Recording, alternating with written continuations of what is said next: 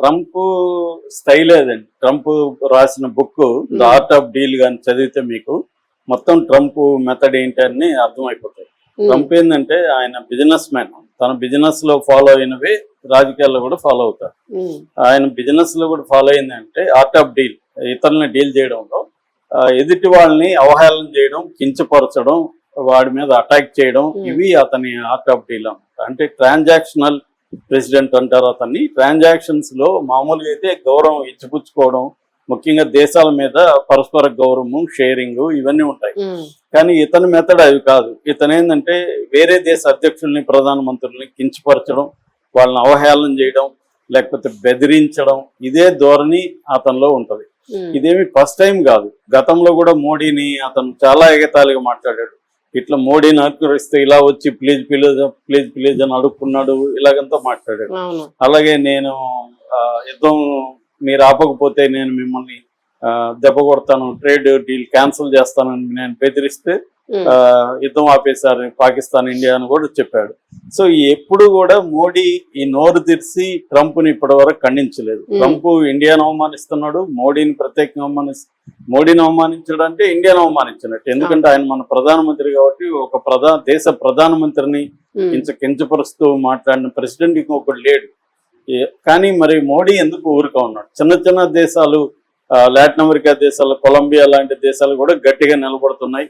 Brazil గట్టిగా మాట్లాడుతుంది. Spain, అది ఒక పెద్ద దేశం ఏం కాదు, స్పెయిన్ కూడా గట్టిగా మాట్లాడుతుంది. కానీ India 4th largest economy. Complete గా మనమేమి అమెరికా మీద డిపెండ్ అయి బతకట్లేదు. సో అమెరికా మన మీద ఆంక్షలు పెట్టినా కూడా మనం బతకగలిగిన పరిస్థితి ఉంది. ఒక ఇరానే 79 నుంచి ఆంక్షలు ఉంటే సర్వైవల్ అయ్యి అమెరికాని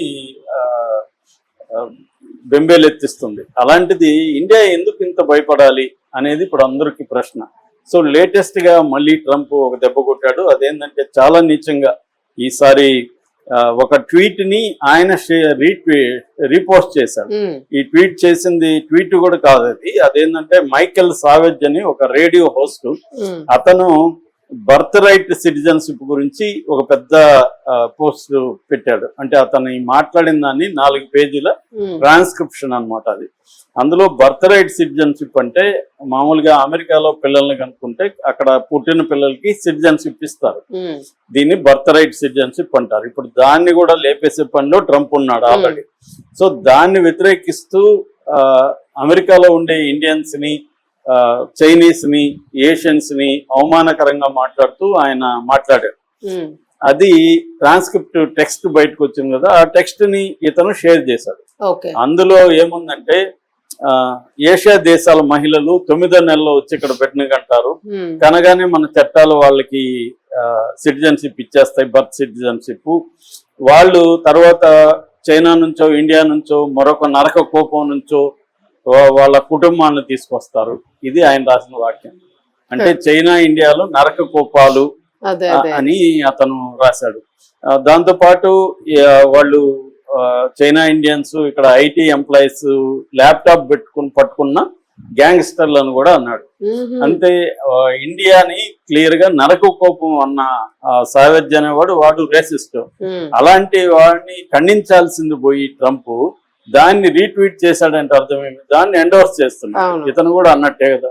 సో దీని మీద యాక్చువల్ గా మన ఇండియన్ గవర్నమెంట్ కానీ ముఖ్యంగా మోడీ మాట్లాడారు. మోడీ మాట్లాడితే మై ఫ్రెండ్ ట్రంప్ అని అంటుంటాడు. సో కానీ దీని మీద కానీ ఇప్పటి వరకు ట్రంప్ ని ఎక్కడ కూడా మోడీ ప్రభుత్వం ఖండించింది లేదు.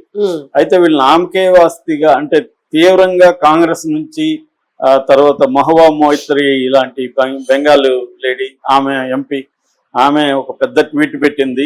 అదేంటంటే ఫ్రాండ్ అంటుంటావు కదా నువ్వు మాట్లాడితే, ఇప్పుడు ఎందుకు మౌనంగా ఉన్నావు? నీ ఫ్రాండ్ అనే దాన్ని మన దేశాన్ని నరకు అవమానిస్తున్నాడు అతను, అవమానిస్తే నువ్వు ఎందుకు మౌనంగా ఉన్నావు అనేది ఆమె చాలా గట్టిగా మాట్లాడింది. నువ్వు వెరీ వీక్ అని. కాంగ్రెస్ కూడా మన దేశ దురదృష్టం ఏంటంటే ఇలాంటి ఒక వీక్ ప్రధానమంత్రి ఉన్నాడు.